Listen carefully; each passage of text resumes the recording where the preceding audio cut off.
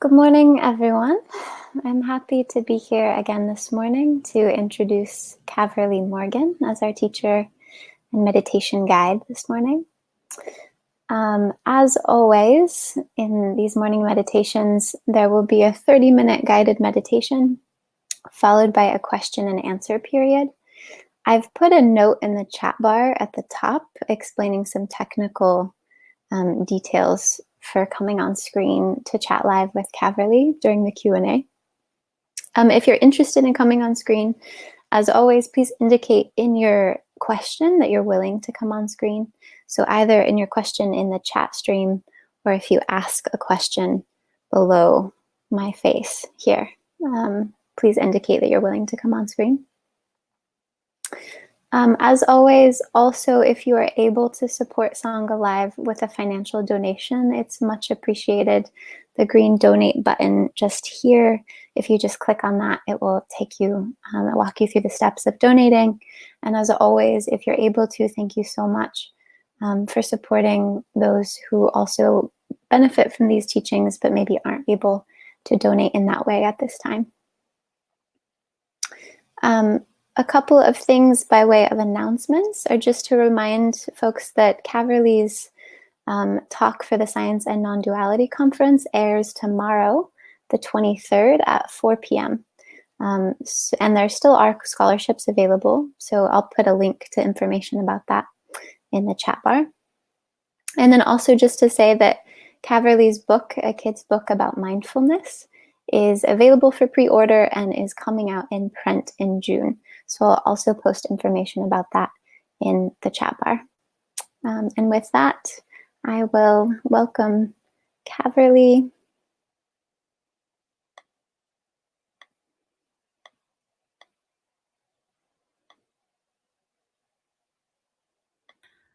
Hi, friends. Hello, hello, hello. So happy to be here. Thank you. Thank you for coming. Thanks for coming from the UK, from London, from Olympia, from Portland, from Sacramento, from Charlottesville. It's just Oakland. All right, thank you. It's just so great to see you. Saying hello. Cornwall. Oh, I love the hills of Cornwall. So many good memories of walking in Cornwall. Flagstaff, Arizona, Laguna Hills, California, Falls Church, Virginia, Charlottesville, Virginia, South Sea. Hi, Ian. Great. I just love it. Thank you so much for chiming in outside Boston.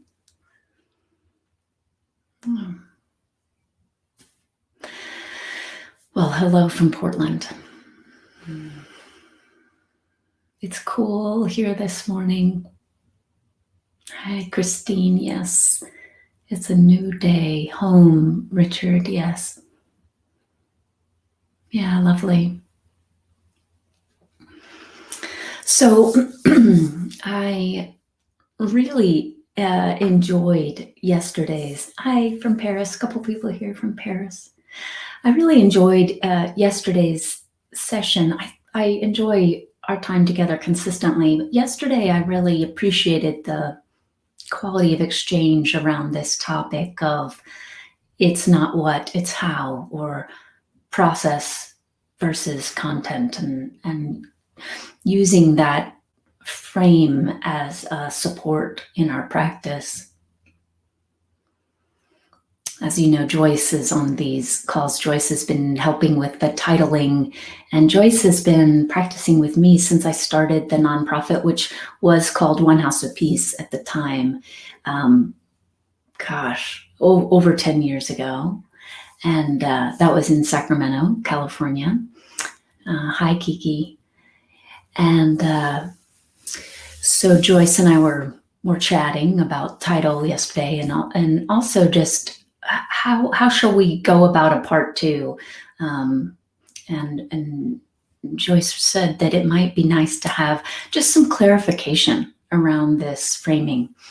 And I agreed. It could be nice to have a part two that focuses a little more on maybe some specific examples, as well as different ways we can practice unhooking, as Evelyn was pointing to yesterday.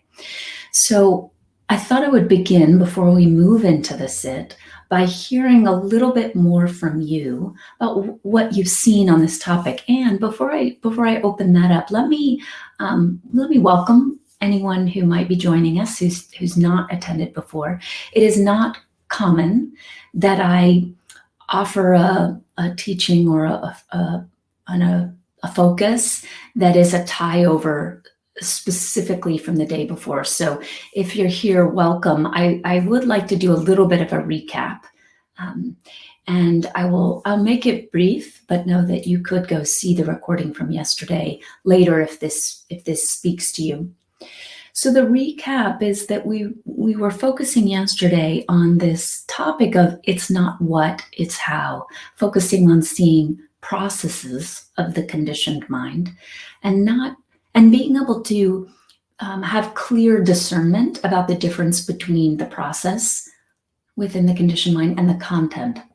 So an example of content would be, and content, by the way, we're looking at whatever content appears to create suffering. And I say appears because when we're hooked into the content, we really think that's the problem. Our attention's focused outward on an object, and we think that is the source of our suffering.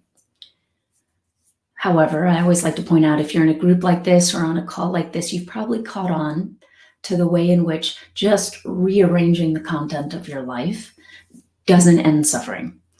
It's so quick. We might have temporary relief. That annoying neighbor next door finally stopped playing his music.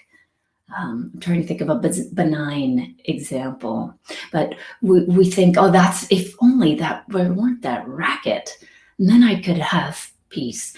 But one of the things we've been looking at is how quickly we then have another thing to focus on. So that would be some content. Process would be the process of, let's just say in that example, finding something wrong.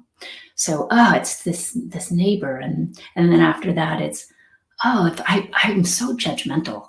I mean, my neighbor's a nice guy. Why do I always judge him? So, watching this process of criticism or judgment is so invaluable in light of our shared desire to end suffering. Important to not be duped by process, or to see process clearly. So John, we could understand the content of the negative voice, but we're a little unclear on the process that led to the content. Hopefully we can say more about the process. Beautiful, thank you, John and Nancy. Thank you. We could understand the content. Okay, so good. Thank you for chiming in. Hi, Charlie. Welcome. Imagine you're in California today. Welcome. So John and Nancy, thank you very much for writing that.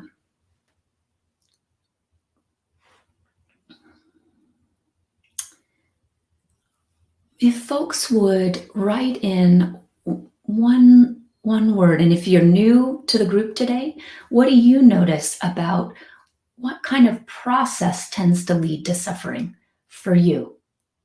So for me, I could say a process of criticism. Criticize in, criticize out, criticize in, criticize out. When you look at suffering in your life and you look beyond the content. So I could list for you all the things that I could criticize about my life right now.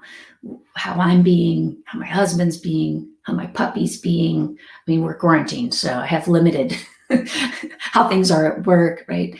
So, but it could go beyond, our country's leader, right? So I can feel the ripples of the process of criticism.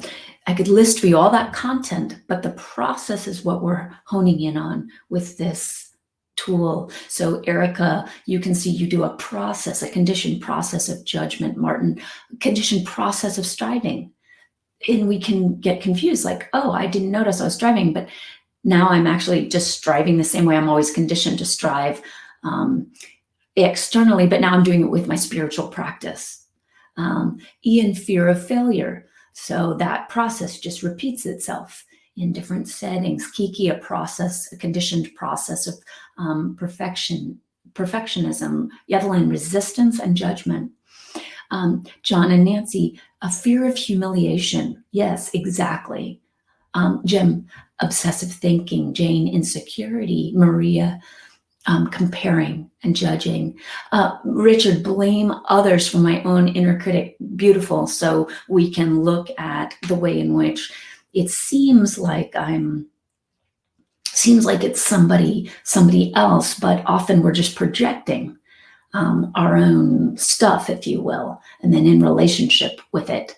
The second arrow, Eric, yes. If any of you are new to that analogy, do Google it later, the second arrow. Beth, notions of being either good or bad. Good, a process of dualistic thinking. Excellent. Carol, self-judgment, lack of self-worth. Yes. Sharon, dissatisfaction, not enough, not okay. Is this process? Yes. And here's how you know it's process. The content can just shift and shift and shift, but you can see that you do a process of dissatisfaction, not enough, not okay. And Sharon, because I've worked with you, I would put a comma and then add that it gets internalized too. So externalized for you, Sharon, not enough, not okay, and then internalized. I haven't done enough. I haven't built anything. With me? Verge, striving for outcomes. Henry, self-criticism constantly. Yes, that is a process. Now, the beauty of this, folks, is that when we're missing that there's a process at play, again, we could just be busy trying to rearrange that content forever, and it doesn't lead to what we long for. When we start to see process, our relationship shifts. So that's what we'll focus on today. I'm so glad you all chimed in this way. That's how we get to our themes, is me hearing where you are. So let's focus today on, so then I see process. What? Okay, fear of loss. Christine, second guessing. Yes. Joyce, process of not knowing what's going to happen, not being in control, leads to fear. So yes, we never know what's going to happen, but Joyce is right. The process piece is watching then fear kick in. Here's what's important to see about that. It's not required that fear kick in. You know, my puppy is not afraid because he doesn't know what's going to happen. A young child might think it's exciting that they don't know what's going to happen. We are conditioned to have that fear. Remember, conditioning isn't bad or wrong. It's helpful to see when suffering is created based on our identification with that conditioning. Christine, self-doubting. San, fear. Nikki, low self-esteem. Spencer, I can see clearly that focusing on the content of one particular process regarding core story not only doesn't stop suffering, but reinforces the process itself. For example, a feeling of a lot of inertia, which comes from the core story of not good enough, creates guilt for the inertia, which reinforces the belief of not good enough. Excellent, Spencer. Yes, these are like socks in a washer. So what we're going to do today is consciously slow this washer down a bit. One of the ways that I would like to do that, and then we'll dive right into the meditation, is by offering you a practice you could take into this weekend. I like to call it process mapping. I've never taught this online. Hang with me here. You can let me know if you have questions throughout my explaining it. Please just type in if you would like me to pause, clarify, because again, I've not tried to teach this online. But I'd like to offer a way to work with process that you might find useful. And I'm going to make it very bare bones today because I haven't tried to teach this online. There are lots of different ways that we can work with this, but I'm going to try to give the skeleton of the practice, and then I invite you over the weekend to explore this more fully. By the way, for those in the United States, I will offer practice on Monday. It's Memorial Day here, but that doesn't mean a whole lot to our Sangha at large, and I would love to be back with you on Monday, so I will be. So, Cassandra, if you would make a note, I do want to be sure we have someone to moderate on Monday. I don't know if you and Janice might be assuming we're taking that day off, but I'd love to continue. So let's chat about that. So with process mapping, the most simple way to explain this for today is that as you catch on to inner dialogue and you see, yes, I'm suffering, to pause and say, well, so what, and as John and Nancy said, what exactly am I hearing? And to make yourself a note of that. So I'm moving through my day. I'm just going to pick one. Second guessing is the process. I just catch on to this little voice of, but are you sure? Are you sure that's the right decision?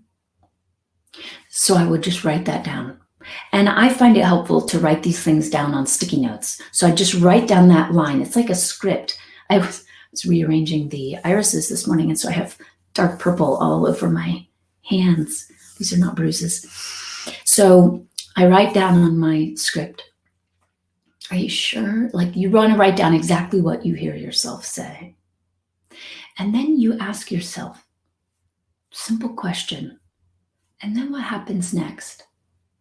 So I hear the voice of, are you sure about that decision? And then I just pause and I ask, what happens next? So the next thing that I might hear is, oh my God, why do you always second guess yourself? Just pick something. You're so indecisive. I would write that down. The important thing about the writing this down, and I would write it on a separate sticky note. In an ideal world, you use a big chart, big butcher block piece of paper, big chart, flip chart paper, so that you can put your lines on sticky notes and then move them around as needed. What you'll end up with is a map, because that's the question you're just asking again and again. So, and then what happens? And then what happens after that? And your process will start to reveal itself. What's important about this is if you can write these things down, you have these things at an arm's length. You're not thinking, oh, that's me or real or true. That's the disidentification process. Oh, that voice. The moment you can say, oh, that voice is the moment that you are not assuming that is you. You can see it. You have some distance. So you're going to go through your whole process and just see what happens with that. And it sounds like there might be a part 3 to this. I feel if I'm going to offer this tool, we should check back in. So let's have a part 3 on Monday. Today, yesterday was, I forgot the title Joyce and I came up with, but I think it was something about seeing process. Today is process mapping, or mapping our conditioned processes. People might not know what process mapping is, so maybe mapping our conditioned processes. And then let's on Monday have more follow-up about what you've seen over the weekend. So please do this practice through the weekend. Catch on to process, write down process, see what you see. And Martin, good question. Do we write down emotions? Absolutely. But here's what, for process mapping, right now I want to focus on the self-talk of process.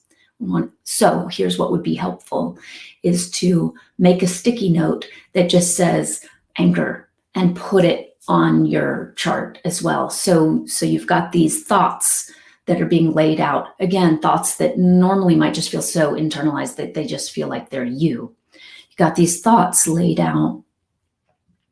And you can have these sticky notes that could be a different color that show the emotion that tends to accompany the thought. Yes, Carol, would it make sense to name the critical voice? Absolutely. Again, you could have, the reason I like the sticky note approach is you could have the inner critic could be a whole different color. And to just see, oh yeah, okay, here's the process. Like, for example, the process of second guessing, to stick with that cycle. And then here's the way the judge comes in. Look how the judge just chimes in every other line throughout this drama, throughout this conditioned play. Richard, tell me more what you mean by anchor. I see a question, anchor. I'm not sure what you're referring to yet, so tell me a little bit more if you would. All right, Joyce. The title for yesterday was Recognizing Conditioned Processes of Suffering. So today might be Mapping Conditioned Processes of Suffering. Okay, good. So I'm going to go into now a direct experience. That's the explanation. And now I'd like to go into a direct experience where we can actually have our perhaps your first experience, like really mapping for yourself. For this meditation, go ahead and let yourself jot some things down as I guide the beginning of it, if you would like to. Have a notebook or something right next to you so that you can make a few notes. Or you can type them in if something arises while I'm guiding this meditation that you want to take note of. Again, the moment you take note of it is the moment that you have that process an arm's length away, which is really valuable as we disidentify. Oh, okay. Richard, you thought you heard me say something about an anchor aspect of mapping. Maybe you misheard. Thank you. I don't think I said anchor, but I'm trying to think of what sounds like anchor. I'm not sure. Anyone else who might have caught that, please chime in. Anchor. Maybe it'll come to us. Thank you, Richard, for clarifying very much. All right. Anger. Thank you. I said anger. Good. I'm glad we're here as a team, friends. So anger. Okay, good. Yes, I mentioned anger. All right. Thank you, friends. So yes, the emotion. Someone asked, I think Martin, do we write down our emotions? So Richard, I was just acknowledging that there's our self-talk, the map of the inner dialogue, and then I might write down, oh, anger always is associated with that thought, and just have it off to the side. Right now, yeah, we're mapping the self-talk. Ellen, could it be first thought recognition? Yes, you want to, we'll start, and we'll do it in this meditation. We'll start by writing down the first thing you catch on to. You can start your process map anyway. I'm so glad you clarified, Richard. Joanne, you thought it was anchor too. And you guys are all going to have anchor on sticky notes on your map. I'm so glad you clarified. We're not working with anchors today. Whatever emotion might be anger, I will work on my theatrical articulation. Okay, so process mapping, writing down thought forms, maybe putting emotions down. See if there's anything else about that. I think that's it, friends. Let's go into an experience. You might want to write these things down. Oh, I know what I was going to say. So the important thing about this is the way in which, as I've mentioned, what we are unconscious to silently governs us. So if I'm not seeing process, I can't let it go. I can't see that it's running me.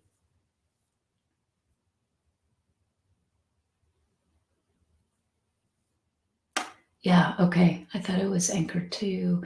Me too. I thought anchor was the first recognition. Okay, good. So let me be clear about this notion of first recognition. What I mean is you can start your process map by writing down the first piece of self-talk that you notice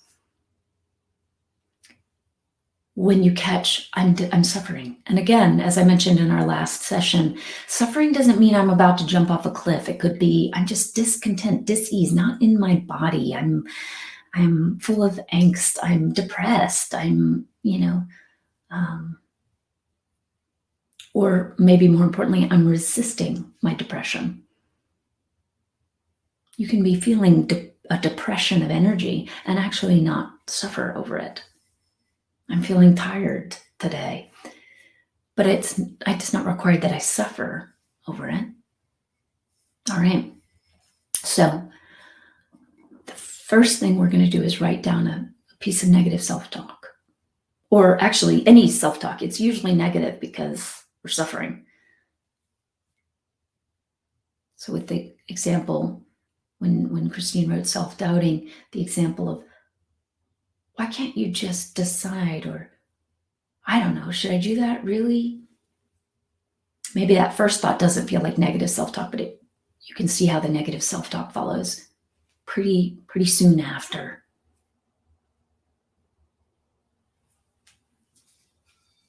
So yeah, we can't let go of what we can't see. And the other benefit of process mapping is that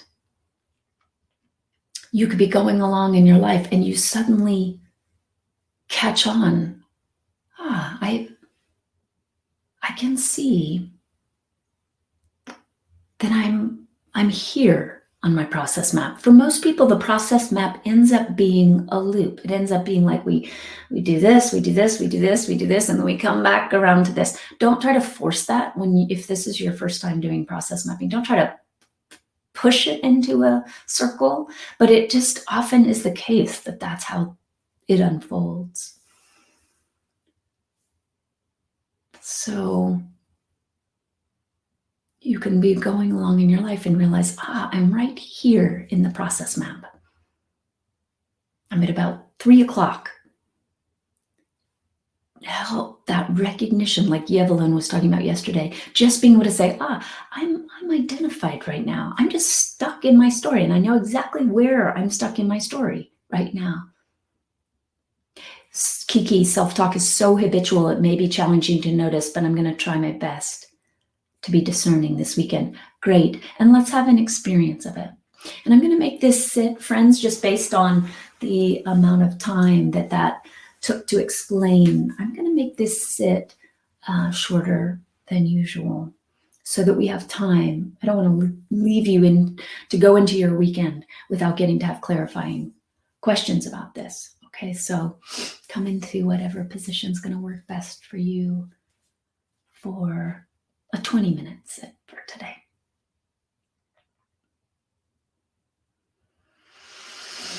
Taking 3 of the longest and deepest inhalations and exhalations you've taken yet today. And Sandy, your question, is it possible to have self-talk without being slave to it? Absolutely. That is why we are doing this. Absolutely. We're not going to be getting rid of self-talk. Our relationship, through practice, our relationship to the self-talk changes. Good, clarifying question.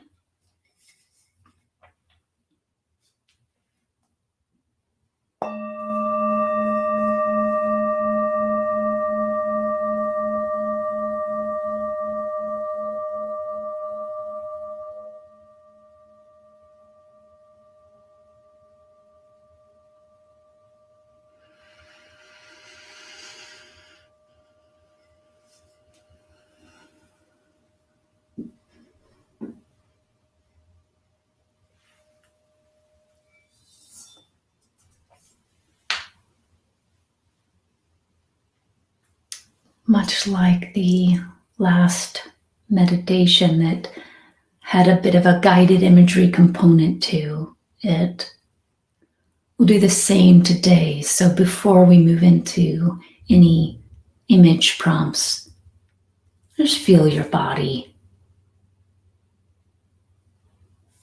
in this moment. Tune into how your body is in this moment. Allow yourself to settle.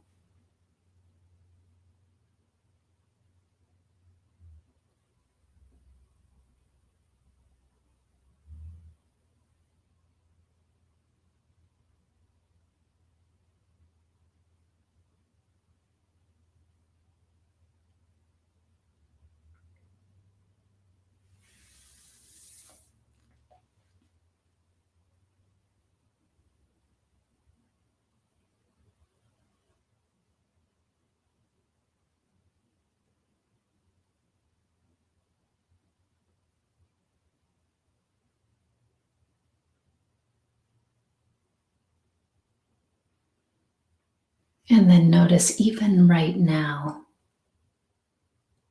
what the inner dialogue might be up to. Look to see, am I saying anything to myself about my present moment experience?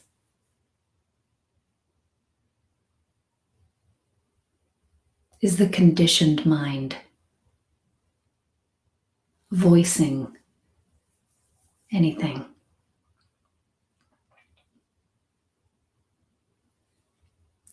We're not here to get rid of that. We're not here to try to fix or change that. We're not going to push it away or cling to it. We're just seeing, oh, this is the backdrop conversation that perhaps I hadn't even noticed.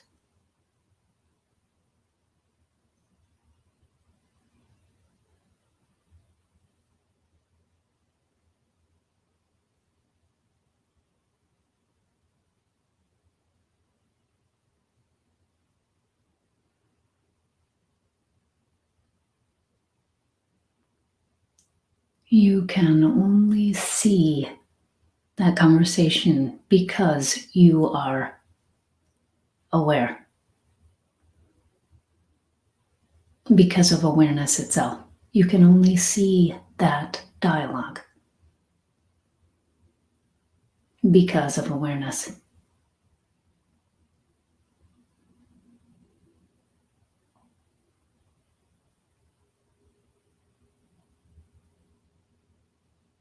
Now, again, as we did in the last meditation, visualize one place in your life that you could see there's been suffering. Choose anywhere on that scale that you'd like to. You might not want to choose a number 10. If 10 was the highest volume of suffering you've ever experienced in your life, for the purposes of this process mapping, you might want to choose a 5. You can choose a 10, but there's so much charge there, it can be harder to disidentify in some cases.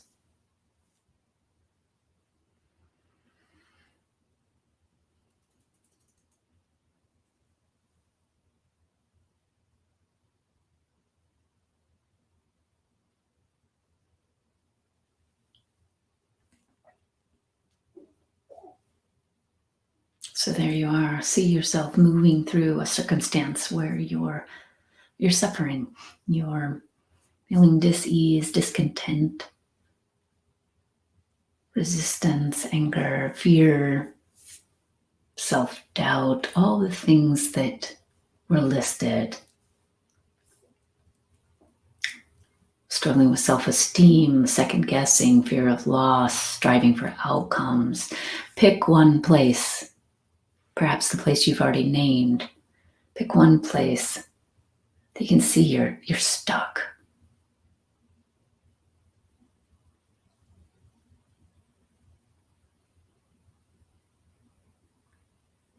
For the purposes of this guided imagery, I'm going to choose something wrong mind.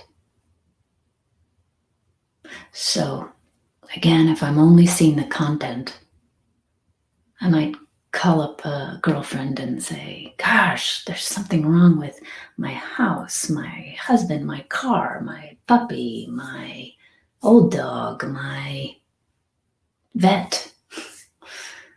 There's something wrong with me. That's the content. We want to see the process. So pick any place to start. Pick any piece of self-talk. As you see yourself in that moment of discontent or struggle, pick any place that you might see and name the self-talk. And that's what you're going to write down. So in my example, I might start with that first piece of self-talk I catch on to. Now, there's something wrong with my house.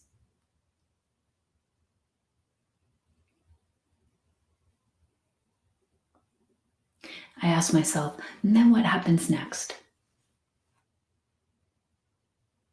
And I would write down that what happens next is,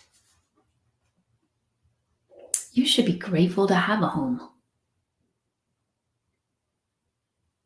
Look at you complaining about your house.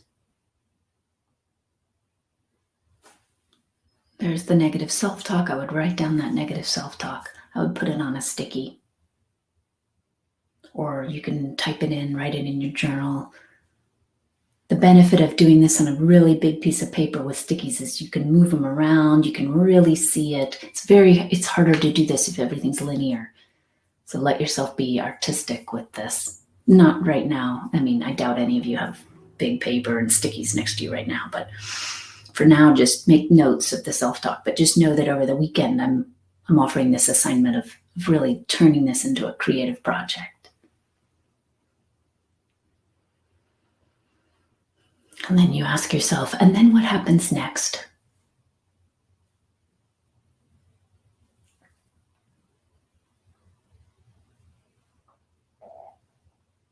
Well, I need to fix all these things in the house. I have to. The problem in the house is all these things are broken. I need to fix them. Write that down. Put it on the sticky.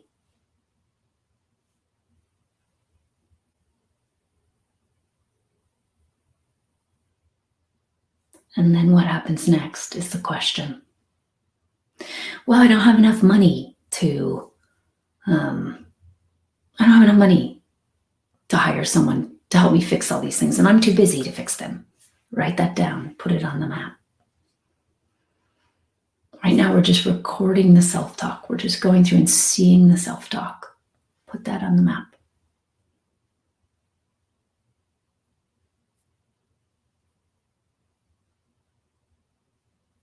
And then what happens next?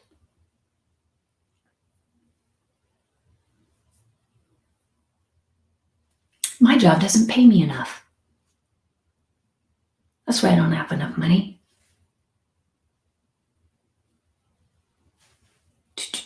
Write that down. Put it on the map.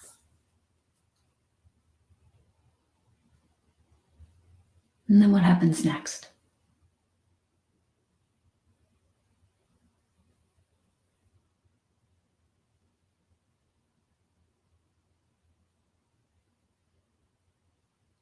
I hate my job. I'm not valued there. Write that down. Put it on the map. And then what happens next? You should be grateful to have a job. Write that down. Put it on the map. That one sound familiar? You should be grateful to have a house. You should be grateful to have a job. Okay? So that's hopefully enough framing. I'm going to now be quiet so you can listen. See yourself in that place of struggle. What's a piece of self-talk that you can name that stands out? Write it down and ask. And then what happens next?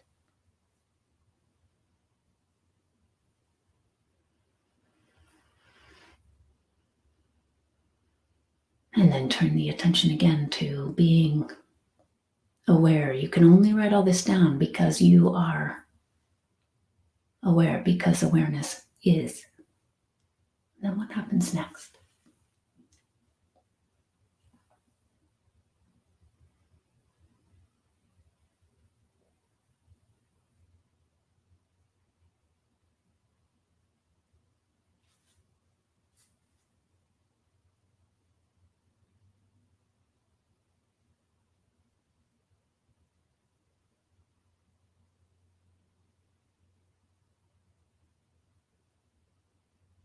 And then what happens next?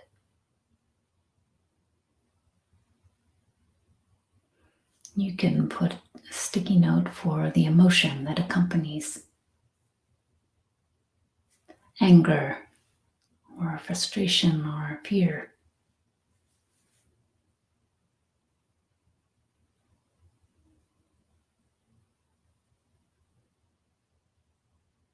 Don't miss the quiet voices like, I hate this process, I'm afraid.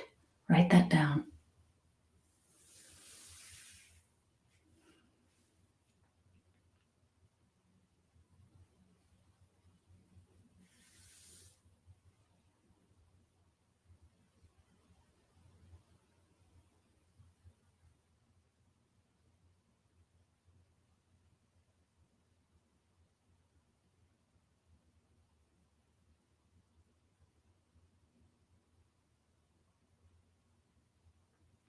And then what happens next?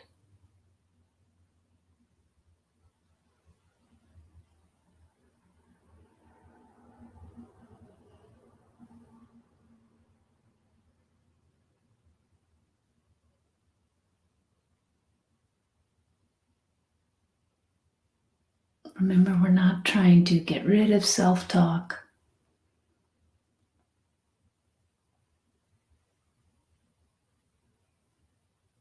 We're just seeing it.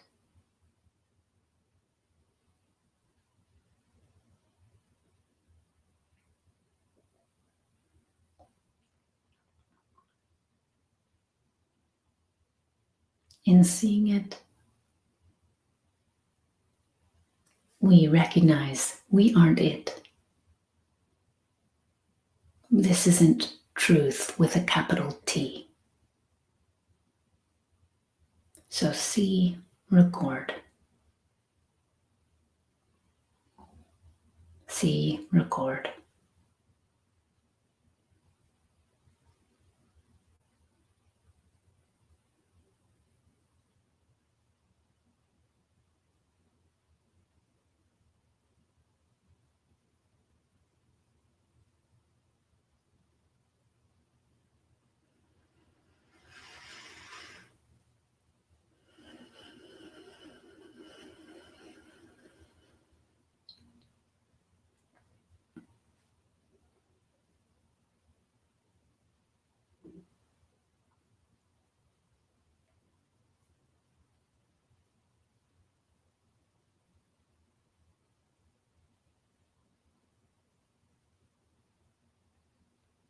And now this is an important part of process mapping. Look to see, how am I left feeling when I'm in the middle of all of this? On a sidebar, make some notes about that. What's it like to be caught in this process? Just describe that experience.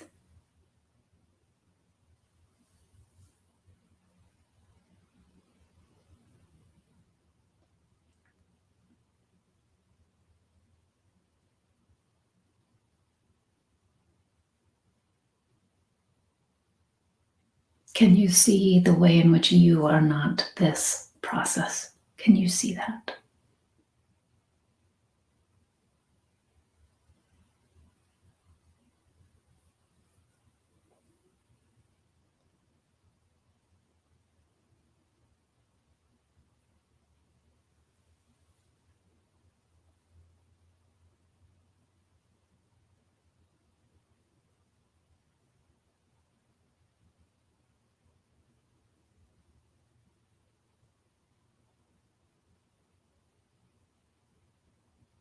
And now consciously allow all of this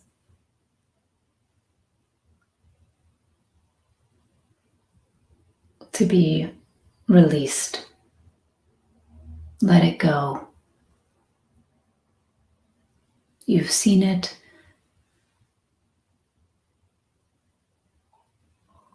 Recognize you've seen it again from awareness.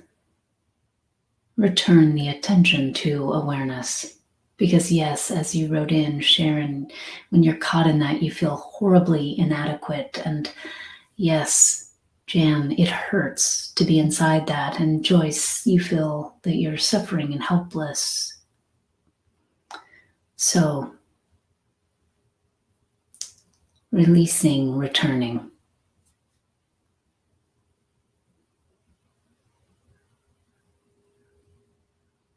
Releasing, returning, here,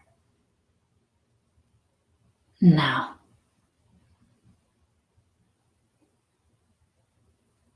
Aware presence for the last moments of this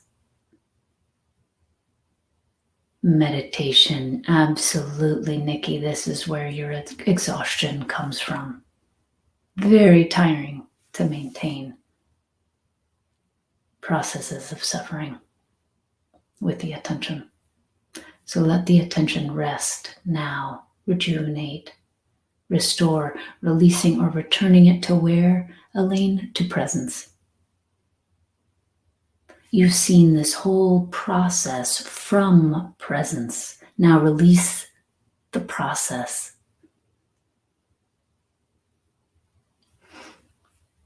You don't need to attend to it in this moment. Let the attention come back to awareness. Simply be aware of being aware. So not aware of the content, not aware of the process right now, just ending this meditation by returning the attention to awareness itself for the last few moments. Good question.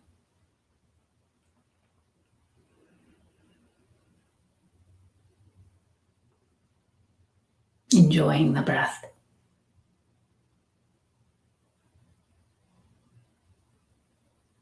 Enjoying the recognition that you are not that process, you are not that content.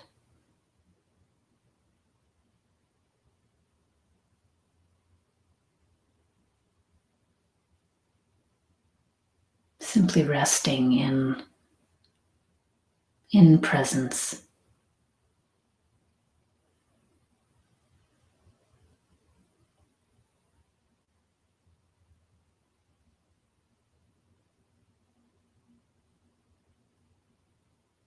And if it feels, if you got hooked into that process and it felt really sticky and you can see that you're just still in it, using, now I'm going to say anchor, using an anchor like the anchor of the breath can be a helpful guide to come back to find presence when it feels very, very far away. Remember though, presence hasn't actually gone anywhere. You could see that whole process from presence and from presence only.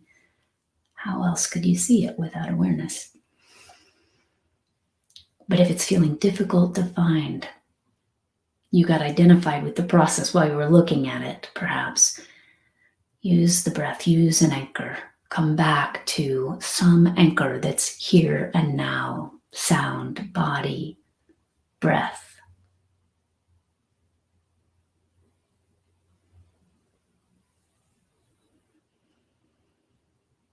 Thank you, Sam.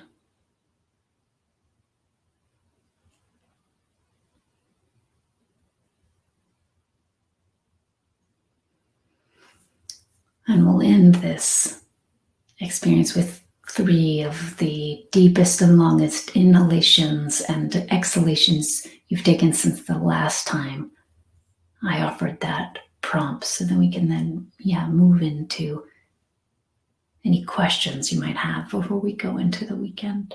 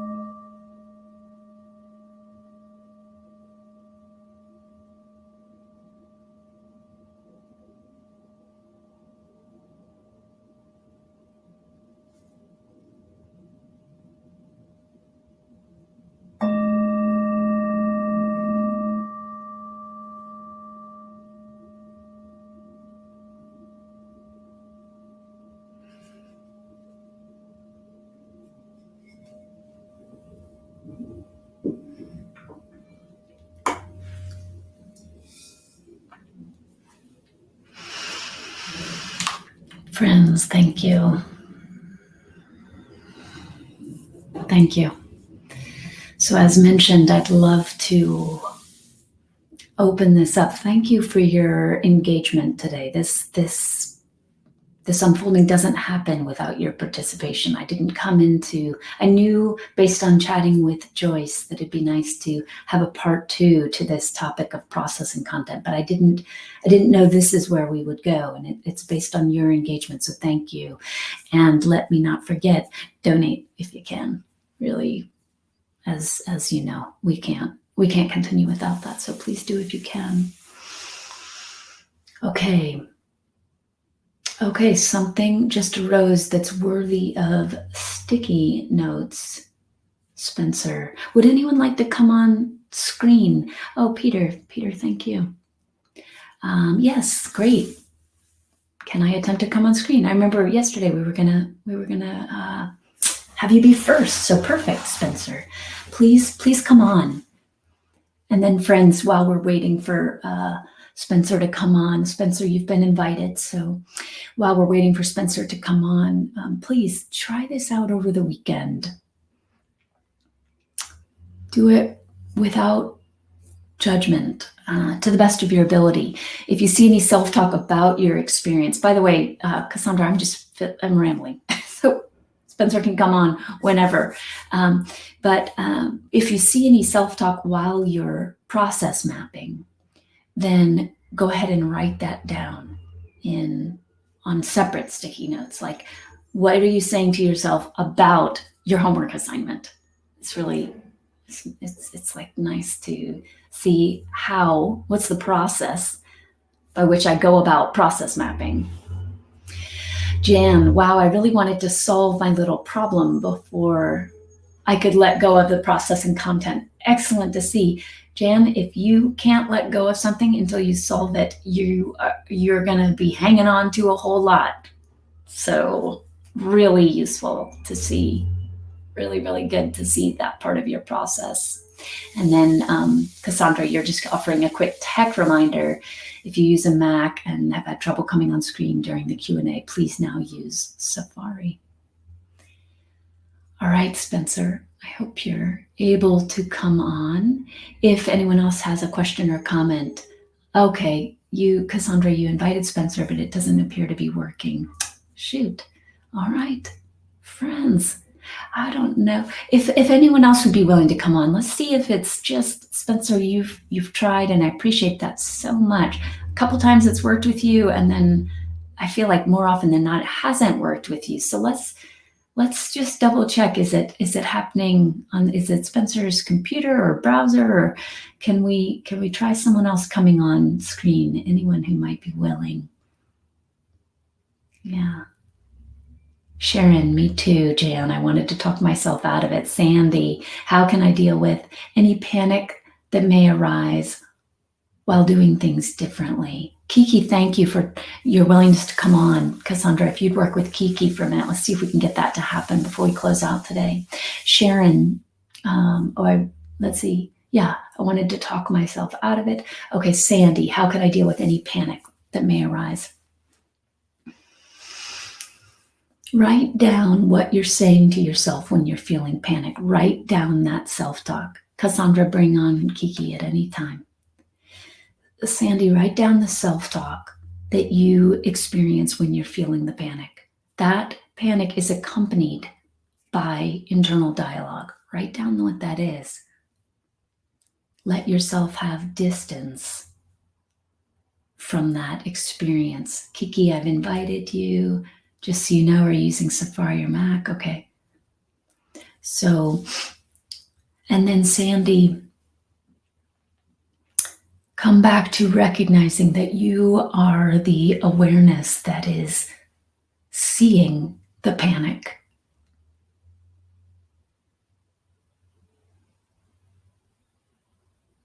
Don't deal with the panic by trying to fix it, change it, squelch it, get rid of it. Just simply remember who you are. And clearly, this is going to be the part 3. is sort of what's next.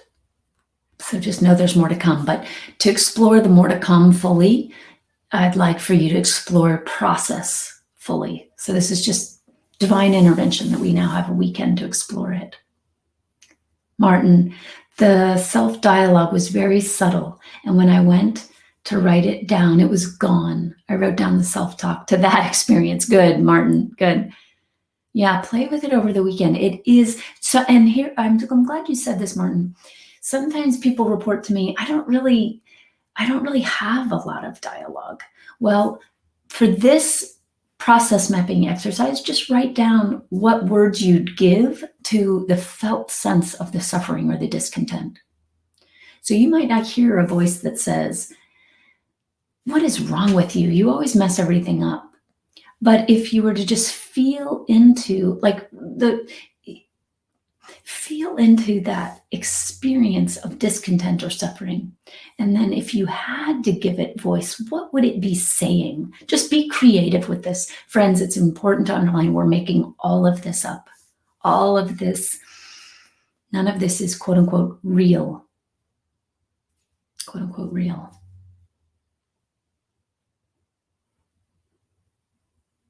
It feels real when we're in it. Eric, first I noticed the negative self-talk and that arose, and then what arose is, I'm so grateful to be aware of this. Yes, that recognition, that's a recognition on behalf of awareness itself. That's different than like the kind of negative self-talks that's just feeding a process of suffering. So good, Eric, beautiful. Now, what would be interesting, Eric, is to explore whether the ego is now trying to co-opt anything. So keep paying attention. So for example, you might see the process, write it all down, and then hear a voice that says, I bet this is so good that you've seen this. I bet, Cassandra, you just sent a message to me saying, let's see, it's tricky for me to get to texts, Cassandra. I saw the text came through, but it was longer and I couldn't read it. So just put it in the sidebar, if you would. I think you were just letting me know, though. Let me try to open my text. I think you were just letting me know. Okay, that you invited Spencer, but it doesn't appear to be working. And I'm guessing maybe you've invited Kiki and it appears not to be working. We will keep at it. It says Kiki is accepted and connecting, but it doesn't seem to be working. Okay, I don't know what in the world to do about this, friends, but I do appreciate that we are going to just keep communicating to Jake that we're having these glitches and that we'd love to get it resolved. So Cassandra, if you could just pass that on to Jake, that we're really, really, really hoping to get to the bottom of this. Maybe Monday, Cassandra, if you could ask Jake whether we might do another one of these test calls. I remember we did that once, and people who knew they'd be willing to come on screen showed up early and did some testing. So Cassandra, if you could talk to Jake about that, that'd be great. Charlie, thanks for offering to come on, but given that it's 9, I think what we'll do right now is just go ahead and wrap up, because I want to not leave any. It's more important to me to make sure questions are addressed than work out tech issues right now before we go into the weekend. So yes, it can be helpful to notice whether the ego co-opts what's seen. Like, well, gosh, I see so much about this process map. I bet I am doing it better than anyone else, right? Like, I'm just making something up, but it can be helpful to just see whether ego tries to own insight. Okay. I still struggle to not believe that these processes, positive or negative, are not me, not the sum of my life experiences that have made me who I am. Even things that have happened in our lives are not who we are. This is the case of a mistaken identity to believe so. We are not these processes. We are not this conditioning. We are not this negative self-talk. We are not these emotions.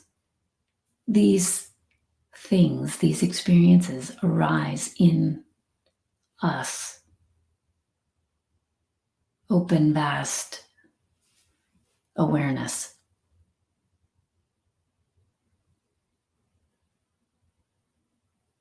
Practice remembering your true identity, which isn't an identity at all. The created form of identity arises in this vast open awareness. It's known by awareness. It's made of awareness.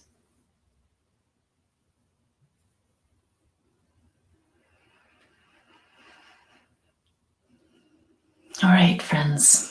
There is a question in the question area. Thank you for pointing that out. Okay, Erica, it's 9:02. I'm going to read it and see if it's a quick one. The topic that creates suffering for me is the use of electronics by my children. The process of judgment and the thoughts create sadness, irritation, worry.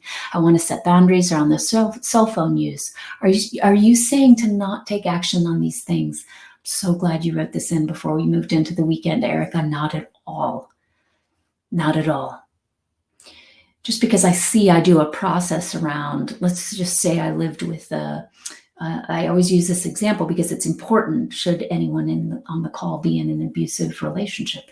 Just because I see I'm in an emotionally or physically abusive relationship, just because I see that process and I see I could clean up my own identification with that process does not mean don't leave the guy. Not at all. Not at all. Setting boundaries around cell phone use might be extremely kind to them and extremely kind for you. It might be the most wise thing you can offer the scenario as an adult. Now, in terms of cleaning up the suffering, you can just see what's the process I do around the electronics. How can I disidentify from the suffering aspect of the process? I'm outside your home. It's easy for me to see that I don't have to suffer. Now, this is easy because I'm outside the context, so that's why I'm framing it this way, Erica. I could come in, set boundaries, no charge. I'm not a bad, wrong person for doing it. I don't have to believe any of the internal criticism about it. I'm not suffering over it. Again, easy for me to say, they're not my kids, but I could come in, set boundaries. This is how it's going to be. And this is how we're going to, if I want to do this, consciously, this is how we're going to explore our relationship to technology together as a family consciously, right? This is how we're going to unpack this together consciously as a family. Let's, as a family, look at what is our process around technology. Can we, as a family, explore that conditioning? Are we just trying to fill a void? What does it feel like to not fill that void? Can we explore that as a family? All right, friends, I see comments in the sidebar about the technology. Oh, Kiki, you did all the tests with Crowdcast. Still not working. Okay, friends. Well, we are definitely over our time. Thank you. Apologies that we did run long. We are going to continue on Monday. I hope you enjoy process mapping over the weekend. If it starts to feel triggering or like every time you go to process map, you just get more identified, just lovingly, take space, come back in when you're feeling centered and aligned with presence. Okay. We'll jump back in Monday. Thank you so much, friends. I'm really hoping we can figure the technology out. I would love to see you soon. Thank you.